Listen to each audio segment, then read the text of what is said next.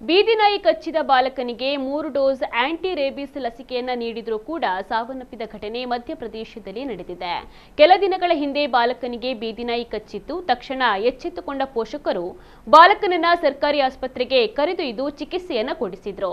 ನಿಯಮದಂತೆ ಬಾಲಕನಿಗೆ ರೇಬಿಸ್ ವಿರೋಧಿ ಲಸಿಕೆಯ 3 ಡೋಸ್ ಅನ್ನು ನೀಡಲಾಗಿತ್ತು.